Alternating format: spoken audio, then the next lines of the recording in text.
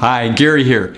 You know, many years ago, 30, 40, 50 years ago, you could buy what's called bearer bonds, meaning the bearer of the bonds would have these coupons at the bottom of the bonds, and you would clip them. This is before clipping coupons for grocery stores, but you would clip them. You could bring them to the bank, and they would give you your money. Maybe it's $50, or you could send them in, mail them in, and you get your check. It was pretty simple, pretty basic, and people kind of really understood bonds from that standpoint. Well, now it's all electronic, and they change moment to moment. The interest rates and the value of the bonds change moment to moment. Now, I find most of you get stocks fairly well. You understand them better than bonds. And the reason being is that four-letter word, math. And math is tough, but bonds are really ground in math. And so, hopefully not losing you here, but I want to walk through some scenarios today to talk about why it's a little tricky dealing with bond investments as we go forward here. Now, I have to do a little bit of history. You know, in 1958, the 10-year Treasury bond was around 3%. And from 1958 up till 1981, it went up to 15.5%. And then from 1981 to 2015, it's down to about 2%. So if you owned bonds back in the late 50s, 60s, and 70s, you watched the interest rates rise while you had this 3% bond. And we'll show the math in a second, but your value went down of the bond itself. So let's look at some samples from today. If you go out right now and you buy a 5-year bond, Treasury bond, it's about 1.5%.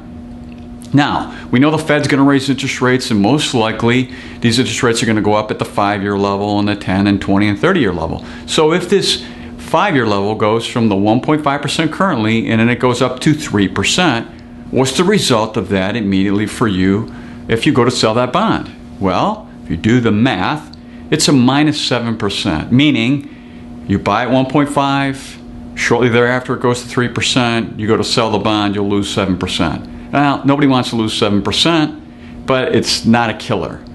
Now we go to the other end and we go to 30-year bonds. Again, you take a 30-year bond today around 3%. Now let's say it goes from 3 to 5%. By the way, that's the long-term average. It's about 5%. That's a much different story.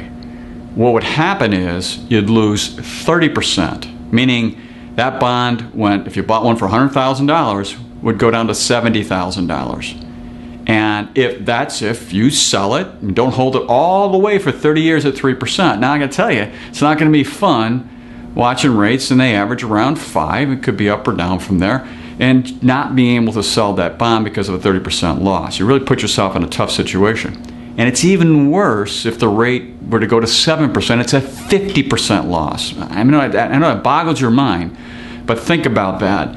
You know, if you want to get rid of the 3% over 30 years, that's 3,000 years on $100,000, and you're going to go to 7%, that's $7,000 a year for 30 years. That's a big difference. So the bond value is going to go down. That's the math part. So what to do? You know, in a situation you won't be caught sideways with this stuff.